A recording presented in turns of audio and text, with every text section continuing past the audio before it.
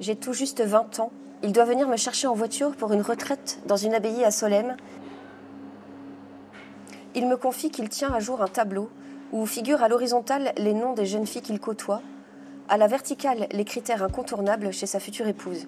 La beauté physique, la foi en Jésus-Christ et la pratique religieuse, l'acceptation de renoncer à travailler, la volonté d'avoir une famille nombreuse, la scolarisation des enfants à domicile. Je l'écoute, muette, suspendue à ses lèvres, et le verdict tombe, enfin, je suis plutôt bien placée. Quand Alice d'Avril fait la connaissance d'Henri, c'est une adolescente chez les Scouts d'Europe. Il a 15 ans de plus qu'elle, c'est un catholique traditionnaliste. Il se marie et très vite, il lui impose son rythme de vie. Tout est tourné vers Dieu, tout. Donc on prie le matin, quand il se réveille. On fait oraison, donc c'est une prière très lente et très silencieuse. Et puis après, il part travailler. Et puis on se retrouve à 17h pour la messe, donc on va à la messe. Ensuite, on va dire le chapelet dehors. Et puis on se retrouve à la maison, on dit les vêpres ou les complis. Et c'est vraiment très triste. Installé à Cherbourg, le couple donne naissance à 7 enfants en l'espace de 10 ans. Alice sort très peu, pour la messe et les courses uniquement. Ce martèlement psychologique est permanent. Et les violences physiques surviennent d'abord sur les enfants. Et elles surviennent notamment quand les enfants sont un obstacle à la relation d'Henri avec Dieu.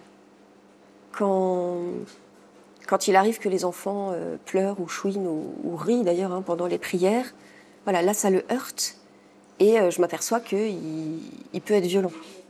Sous emprise, le divorce est pour elle impensable. Cela voudrait dire laisser les enfants seuls avec son mari. Alice songe à en finir. Pour mes enfants, il vaut mieux une maman en vie qu'une maman morte. Et c'est le déclic.